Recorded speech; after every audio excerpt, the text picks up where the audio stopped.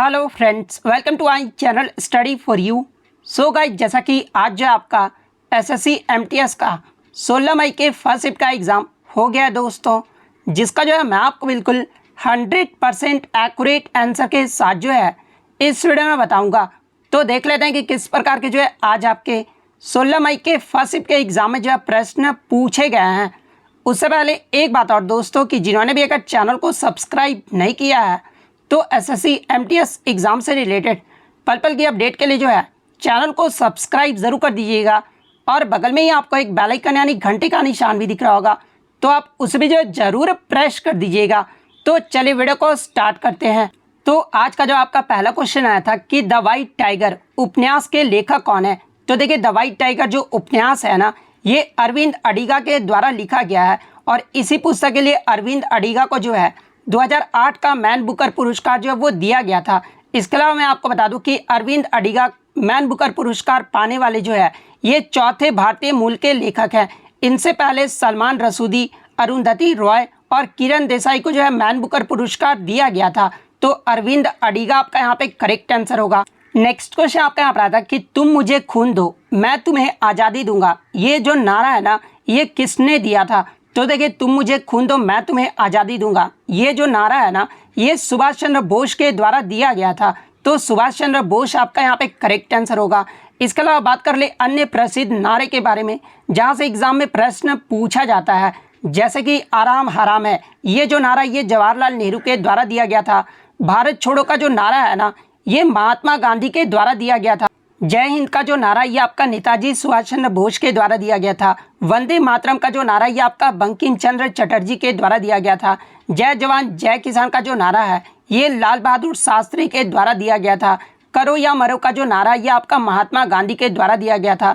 सरफरोशी की तमन्ना अब हमारे दिल में है, ये जो आपका राम प्रसाद बिस्मिल के द्वारा दिया गया था।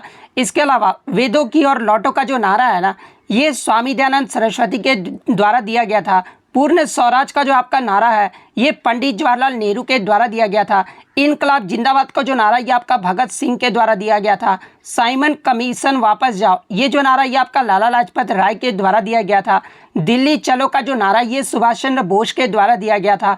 और सारे जहां से अच्छा हिंदुस्तान हमारा, ये जो नारा है ना, ये इकबाल के द्वारा दिया गया था। तो ये सारे इंपॉर्टेंट फैक्ट्स जो आपको ध्यान में रखना है। नेक्स्ट क्वेश्चन आपका यहाँ पर आता है कि पंडित रविशंकर का संबंध किस वाद्य यंत्र से है। तो देखिए, पंडित रविशंकर का जो संबंध है ना, ये सितार वाद्य यंत्र से है। तो सितार वाद्य यंत्र आपका करेक्ट आंसर होगा। इसके अलावा मैं आपको बता दूं कि पंडित रविशंकर को 1999 में जो है भारत रत्न पुरस्कार से सम्मानित किया गया था। 1981 में पद्म विभूषण से सम्मानित किया गया था और 1967 में पद्म भूषण पुरस्कार से सम्मानित किया गया था। तो ये फैक्ट भी आपको ध्यान में रखना है। इसके अलावा प्रमुख सितार वादक की बात कर ले तो शाहिद परवेज खान, वंदे हसन, उमा शंकर मिश्र, बुद्धादित्य मुखर्जी, अनुष्का शंकर, हराशंकर भट्टाचार्य, निखिल बनर्जी, विलायत खान, मुश्ताक अली खान, इन सभी का जो संबंध है ना, ये आपके सितार वाद्य यंत्र से है। तो ये फैक्ट भी आप ध्यान में रखिएगा। नेक्स्ट क्वेश्चन आपका यहाँ पर आता है कि निम्नलिखित में से कौन सी नदी जो है बंगाल की खाड़ी में नहीं गिरती है। तो देखिए, बंगाल की खाड़ी में कौन कौन सी नदियाँ गिरती है। तो ये आपका ब्रह्मपुत्र, कृष्णा, कावेरी, गोदावरी, महानदी, गंगा, ये सभी जो नदियां हैं ना, ये आपका बंगाल की खाड़ी में गिरता है। तो इनमें से आपका 3 तो ऑप्शन में दिया गया था। इसके अलावा अरब सागर में गिरने वाली नदियों की बात कर ले तो सिंधु नदी, नर्मदा नदी, ताप्ती नदी, साबरमती नदी, माही नदी, पेरियार नदी, मांडवी नदी, जुआरी नदी, ये सभी जो नदियां हैं ना, ये आपका अरब सागर में गिरता है। और ऑप्शन में आपका एक ताप्ती नदी दिया गया था। तो देखिए, ये जो आपका ताप्ती नदी है ना, ये बंगाल की खाड़ी में नहीं गिरता है। तो ताप्ती नदी आपका यहाँ पे करेक्ट आंसर होगा। नेक्स्ट क्वेश्चन आपका यहाँ पर आता है कि इनमें से कौन सा प्रसिद्ध मंदिर जो है असम में स्थित है। तो देखिए, ये जो आपका कामाख्या मंदिर है ना, ये आपका असम में स्थित है। तो कामाख्या मंदिर आपका करेक्ट आंसर होगा। इसके अलावा मैं आपको बता दूं कि ये जो आपका असम में ये जो आपका अंबुबाची जो मेला लगता है ना, ये आपका कामाख्या मंदिर में ही लगता है। तो ये फैक्ट भी आपको ध्यान में रखना है। नेक्स्ट क्वेश्चन आपका यहाँ पर आता है कि 1857 के भारतीय विद्रोह के बाद जो है किस अंतिम मुगल सम्राट को अंग्रेजों के द्वारा जो है बर्मा में जो वो निर्वासित कर दिया गया था। तो देखिए 1857 के भारतीय विद्रोह के बाद जो है ये आपका बहादुर शाह जफर, जिन्हें बहादुर शाह द्वितीय भी कहा जाता है, और इनको जो है अंग्रेजों के द्वारा ये जो आपका बर्मा, जो कि आपका म्यांमार में है, यहाँ पर जो इन्हें भेज दिया गया था। तो बहादुर शाह द्वितीय आपका यहाँ पे करेक्ट आंसर होगा। नेक्स्ट क्वेश्चन आपका यहाँ पर आता है कि युद्ध के हिंदू देवता भगवान मुर्गन की जो पूजा के दौरान जो है ना, ये कौन सा नृत्य जो वो किया जाता है। तो देखिए ये जो आपका कावड़ी अट्टम है ना, एक औपचारिक बलिदान है, और ये जो है भक्तों के द्वारा युद्ध के हिंदू देवता भगवान मुर्गन की पूजा के दौरान जो है इस नृत्य को जो वो किया जाता है, और किस त्यौहार पर किया जाता है। तो देखिए ये जो आपका नृत्य है ना, ये आपका थाई पूषम त्यौहार पर जो वो किया जाता है। और थाई पूषम जो त्यौहार है ये किस राज्य का त्यौहार है, तो ये आपका तमिलनाडु राज्य का त्यौहार है। तो कावड़ी अट्टम आपका यहाँ पे करेक्ट आंसर होगा। इसके अलावा बात कर ले कावड़ी आट्टम, ये जो किस राज्य का लोक नृत्य है, तो ये आपका तमिलनाडु राज्य का एक लोक नृत्य है। तो ये फैक्ट भी आपको ध्यान में रखना है। नेक्स्ट क्वेश्चन आपका यहाँ पर आता है कि खेलो इंडिया यूथ गेम्स 2023 का जो 5वां संस्करण है ना, ये किस राज्य में आयोजित किया गया था। तो देखिए खेलो इंडिया यूथ गेम्स 2023 का जो 5वां संस्करण है ना, ये आपका मध्य प्रदेश और नई दिल्ली के 8 शहरों के कुल 11 अलग अलग स्थानों पर जो है इस इवेंट का जो है आयोजन वो किया गया था। तो मध्य प्रदेश आपका यहाँ पे करेक्ट आंसर होगा। इसके अलावा एग्जाम में एक प्रश्न और पूछा जाता है कि मध्य प्रदेश के कितने शहरों में आयोजित किया गया था। तो ये आपका 8 शहरों में आयोजित किया गया था। इसके अलावा खेलो इंडिया यूथ गेम्स 2023 की पदक तालिका की बात कर ले, तो इसमें जो पहले स्थान पे आपका राज्य रहा था, ये आपका महाराष्ट्र राज्य रहा था। महाराष्ट्र ने जो टोटल 161 पदक जीते थे, जिसमें 56 गोल्ड, 55 जो था वो सिल्वर था, और 50 जो था वो आपका कांस्य पदक यानी ब्रॉन्ज मेडल था। सेकंड स्थान पे आपका हरियाणा राज्य रहा था। हरियाणा ने जो टोटल 128 पदक जीते थे। और थर्ड स्थान पे आपका मध्य प्रदेश राज्य रहा था। मध्य प्रदेश ने जो टोटल 96 मेडल जीते थे। इसके अलावा एग्जाम में एक प्रश्न और पूछा जाता है कि खेलो इंडिया यूथ गेम्स को पहले जो है किस नाम से जाना जाता था। तो देखिए खेलो इंडिया यूथ गेम्स को पहले जो है ये आपका खेलो इंडिया स्कूल गेम्स के नाम से जाना जाता था। तो ये फैक्ट भी आपको ध्यान में रखना है। इसके अलावा खेलो इंडिया यूथ गेम्स का जो पहला संस्करण हुआ था ना, ये आपका 2018 में हुआ था। और ये कहाँ पर आयोजित किया गया था, तो ये आपका दिल्ली में आयोजित किया गया था। इसके अलावा मैं आपको बता दूं कि ये जो आपका खेलो इंडिया यूथ गेम्स है ना, ये आपका खेलो इंडिया खेल का आयोजन युवा मामले और खेल मंत्रालय के द्वारा जो है इसका जो है वो किया जाता है। तो ये फैक्ट भी आपको ध्यान में रखना है। नेक्स्ट क्वेश्चन आपका यहाँ पर आता है कि विश्व एथलेटिक चैंपियनशिप 2022 ये जो है कहाँ पर आयोजित किया गया था। तो देखिए विश्व एथलेटिक चैंपियनशिप 2022 का जो 18वां संस्करण हुआ था ना, ये आपका संयुक्त राज्य अमेरिका यानी यूएसए के जो है यूजिन और ऑर्गेन शहर में जो है ये आपका आयोजित किया गया था। तो आपका देश पूछा गया था, तो यूएसए आपका यहाँ पे करेक्ट आंसर होगा। इसके अलावा बात कर ले विश्व एथलेटिक चैंपियनशिप 2022 में पहले स्थान पे कौन सा देश रहा था। तो पहले स्थान पे जो आपका संयुक्त राज्य अमेरिका रहा था। इसमें जो है अमेरिका ने टोटल जो है 33 पदक जीते थे। वहीं अगर भारत के पदक तालिका की बात कर ले, तो देखिए भारत जो है पदक तालिका में ये जो है 33वें स्थान पे रहा था। भारत ने जो है मात्र एक रजत पदक यानी सिल्वर मेडल जो है वो जीता था। और देखिए भारत की तरफ से एकमात्र जो सिल्वर मेडल है ना, ये नीरज चोपड़ा के द्वारा जीता गया था। और किस स्पर्धा में जीता गया था, तो ये आपका भाला फेंक स्पर्धा में जीता गया था। और इन्होंने जो कितने मीटर भाला फेंका था, तो 88.13 मीटर जो है भाला फेंक कर ये जो है नीरज चोपड़ा ने रजत पदक जीता था। तो ये फैक्ट भी आपको ध्यान में रखना है। नेक्स्ट क्वेश्चन आपका यहाँ पर आता है कि राष्ट्रपति राज्यसभा में कितने सदस्यों को जो है मनोनीत करते हैं। तो देखिए मैं आपको बता दूं कि राष्ट्रपति जो है राज्यसभा में अनुच्छेद 80(1) के तहत आपके जो है 12 सदस्यों को जो वो मनोनीत करते हैं। तो 12 सदस्य आपका यहाँ पे करेक्ट आंसर होगा। इसके अलावा मैं आपको बता दूं कि ये जो आपका राज्यसभा है ना, ये भारत के संसद का जो है ऊपरी सदन जो इसे कहा जाता है। और निचला जो सदन होता है ना, इसे जो है लोकसभा कहा जाता है। तो ये फैक्ट भी आपको ध्यान में रखना है। राज्यसभा में जो अधिकतम सदस्यों की संख्या होती है ना, तो ये आपका 250 होता है। और वर्तमान में राज्यसभा में कितने सदस्य हैं, तो देखिए वर्तमान में राज्यसभा में जो आपके 245 सदस्य हैं, जिसमें जो आपके 233 सदस्य होते हैं ना, ये आपके विधानसभा सदस्यों के द्वारा जो है इन्हें चुना जाता है। और 12 जो है ये आपका राष्ट्रपति के द्वारा कला, साहित्य, ज्ञान और सेवाओं में उनके योगदान के लिए जो है इन्हें नामित किया जाता है। तो ये फैक्ट भी आपको ध्यान में रखना है। नेक्स्ट क्वेश्चन आपका यहाँ पर आता है कि भारत में एकल नागरिकता यानी सिंगल सिटीजनशिप की जो अवधारणा है ना, ये किस देश के संविधान से लिया गया है? तो देखिए, भारत में एकल नागरिकता की जो अवधारणा है ना, ये आपका ब्रिटिश संविधान यानी इंग्लैंड देश के संविधान से लिया गया है। तो ब्रिटेन आपका यहाँ पे करेक्ट आंसर होगा। इसके अलावा बात कर ले ब्रिटिश संविधान से और कौन कौन सी विशेषताएं ली गई है, जैसे कि संसदीय सरकार, विधि का शासन, विधायी प्रक्रिया, एकल नागरिकता, कैबिनेट प्रणाली, विशेषाधिकार रिट, संसदीय विशेषाधिकार और द्विसदनीयता। ये सभी जो आपके विशेषताएं हैं ना, ये आपके ब्रिटेन देश के संविधान से लिए गए हैं।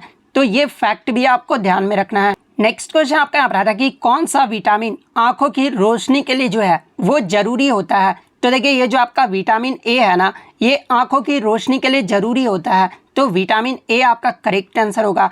इसके अलावा बात कर ले विटामिन ए की कमी से कौन सा रोग होता है? तो देखिए, विटामिन ए की कमी से जो ये आपका रतौंधी नामक बीमारी होता है। इसके अलावा विटामिन ए का अगर रासायनिक नाम पूछा जाए तो देखिए, विटामिन ए का जो रासायनिक नाम होता है ना, ये आपका रेटिनॉल होता है। तो ये फैक्ट भी आपको ध्यान में रखना है। नेक्स्ट क्वेश्चन आपका यहाँ पर आता है कि who is the queen of Bharatanatyam, यानी भरतनाट्यम की रानी के रूप में जो है ये किसे जाना जाता है? तो देखिए, भरतनाट्यम की रानी के रूप में जो है ये बाला सरस्वती को जाना जाता है। तो बाला सरस्वती आपका करेक्ट आंसर होगा। और ये जो आपका भरतनाट्यम है ना, ये तमिलनाडु राज्य का एक शास्त्रीय नृत्य है। और भरतनाट्यम नृत्य को जो है एक हारे के रूप में जो है इसे जाना जाता है। और भरतनाट्यम का जो पुराना नाम था ना, यानी इसे पहले जो है सधीर अटम के नाम से भी जो है वो जाना जाता था। तो ये फैक्ट भी आपको ध्यान में रखना है। नेक्स्ट क्वेश्चन आपका यहाँ पर आता है कि cotton for its growth required how many frost free days, यानी कपास की वृद्धि के लिए जो है कितने ठंड मुक्त दिनों की जो आवश्यकता है ना, वो आपका होता है। तो देखिए, मैं आपको बता दूं कि कपास की वृद्धि के लिए 210 ठंड मुक्त दिनों की जो है आवश्यकता होती है। तो 210 आपका यहाँ पे करेक्ट आंसर होगा। इसके अलावा मैं आपको बता दूं कि ये जो आपका कपास यानी कॉटन जो है ना, एक उष्णकटिबंधीय फसल है। और भारत में जो ये आपका खरीफ फसल के रूप में जो है इसे उगाया जाता है। इसके अलावा कॉटन के बारे में आपका तापमान पूछा जाता है। तो देखिए, कपास को 21 डिग्री सेल्सियस और 30 डिग्री सेल्सियस के बीच समान रूप से जो है उच्च तापमान की जो है वो आवश्यकता होती है। तो ये फैक्ट भी आपको ध्यान में रखना है। नेक्स्ट क्वेश्चन आपका यहाँ पर आता है कि जनगणना अधिनियम ये जो है किस वर्ष बनाया गया था?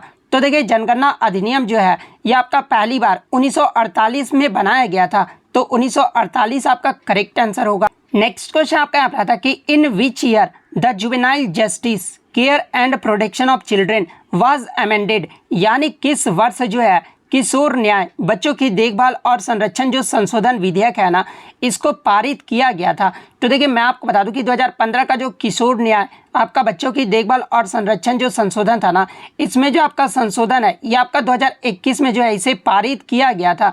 तो 2021 आपका यहाँ पे करेक्ट आंसर होगा।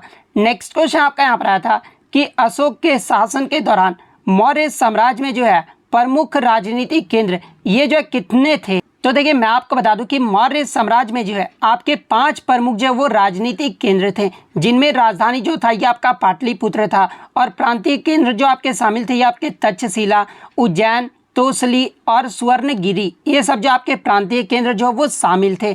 तो 5 आपका यहाँ पे करेक्ट आंसर होगा। नेक्स्ट क्वेश्चन आपका बता था कि चौरी चौरा जो घटना है ना, ये कब हुआ था? तो देखिए, चौरी चौरा जो घटना है ये आपका 4 फरवरी 1922 को हुआ था। तो 4 फरवरी 1922 आपका करेक्ट आंसर होगा। नेक्स्ट क्वेश्चन आपका यहाँ पर आता है कि त्रिपुरा में 14 देवताओं और धरती माता की पूजा हेतु कौन सा उत्सव जो है ये मनाया जाता है? तो देखिए, त्रिपुरा में 14 देवताओं और धरती माता की पूजा के लिए जो है ये आपका खर्ची पूजा मनाया जाता है। तो खर्ची पूजा आपका यहाँ पे करेक्ट आंसर होगा। इसके अलावा बात कर लीजिए, जो आपका खर्ची पूजा है ये त्रिपुरा में किस महीने में मनाया जाता है? तो ये आपका जुलाई या अगस्त महीने में मनाया जाता है। तो ये फैक्ट भी आपको ध्यान में रखना है। नेक्स्ट क्वेश्चन आपका यहाँ पर आता है कि वह पौधा जिसमें फल और फूल दोनों होते हैं ये जो किस वर्ग में आते हैं? तो देखिए, वह पौधा जिसमें फल और फूल दोनों होते हैं ना, ये जो आपके आवर्तबीजी यानी एंजियोस्पर्म वर्ग में आते हैं। तो एंजियोस्पर्म आपका यहाँ पे करेक्ट आंसर होगा। नेक्स्ट क्वेश्चन आपका यहाँ पर आया था कि अत्यधिक विद्युत धनात्मक यानी जो आपके इलेक्ट्रोपॉजिटिव जो एलिमेंट होते हैं ना, वो आपके क्या कहलाते हैं? तो देखिए ये जो आपके क्षारीय धातु होते हैं ना, यानी जो आपके अल्कली मेटल्स होते हैं, जिन्हें जो है ग्रुप 1 का जो एलिमेंट होता है उन्हें जो है क्षारीय धातु कहा जाता है। और ये जो आपके अत्यधिक विद्युत धनात्मक यानी इलेक्ट्रो पॉजिटिव एलिमेंट होते हैं, तो आपका अल्कली मेटल्स आपका यहाँ पे करेक्ट आंसर होगा। इसके अलावा मैं आपको बता दूं कि ग्रुप 1 का जो एलिमेंट होता है, जब आप ऊपर से नीचे की ओर जाओगे ना, तो ऊपर से नीचे की ओर जब नीचे जो सबसे ज़्यादा होता है ना, वो आपका नीचे जो होता है वो इलेक्ट्रो पॉजिटिव एलिमेंट होता है। इसलिए सीजियम जो होता है ना, ये सबसे अधिक इलेक्ट्रो पॉजिटिव जो है वो तत्व के रूप में जाना जाता है। तो ये फैक्ट भी आप ध्यान में रखिएगा। इसके अलावा मैं आपको बता दूं कि ये जो आपके अधातु होते हैं ना, यानी जो नॉन मेटल्स होते हैं, वो आपके इलेक्ट्रोनेगेटिव यानी विद्युत ऋणात्मक तत्व के रूप में जो है इसे जाना जाता है। तो ये फैक्ट भी आपको ध्यान में रखना है। और सबसे विद्युत ऋणात्मक तत्व कौन सा होता है? तो देखिए सबसे जो विद्युत ऋणात्मक तत्व होता है ना, ये आपका फ्लोरीन होता है। तो ये फैक्ट भी आप ध्यान में रखिएगा। नेक्स्ट क्वेश्चन आपका यहाँ पर आता कि जमे हुए गैस, चट्टान और धूल के कॉस्मिक जो स्नोबॉल होते हैं ना, जो सूर्य की परिक्रमा करते हैं, उन्हें जो है क्या कहा जाता है? तो देखिए जमे हुए गैस, चट्टान और धूल के कॉस्मिक जो स्नोबॉल होते हैं ना, जो सूर्य की परिक्रमा करते हैं, उन्हें जो है धूमकेतु यानी पुछल्ला तारा, जिसे इंग्लिश में जो है कॉमेट कहा जाता है। तो धूमकेतु आपका यहाँ पे करेक्ट आंसर होगा। नेक्स्ट क्वेश्चन आपका यहाँ पर आता है कि भारत किस देश के साथ जो है सबसे लंबी सीमा साझा करता है? तो देखिए भारत बांग्लादेश के साथ जो है सबसे लंबी सीमा साझा करता है। और कितने किलोमीटर करता है? तो ये आपका 4096 किलोमीटर करता है। तो ये फैक्ट भी आपको ध्यान में रखना है। इसके अलावा बात कर ले भारत के कौन सा राज्य जो है बांग्लादेश के साथ सबसे लंबी सीमा साझा करता है? तो देखिए भारत के जो ये आपका वेस्ट बंगाल जो राज्य है ना, ये बांग्लादेश के साथ सबसे लंबी सीमा साझा करता है।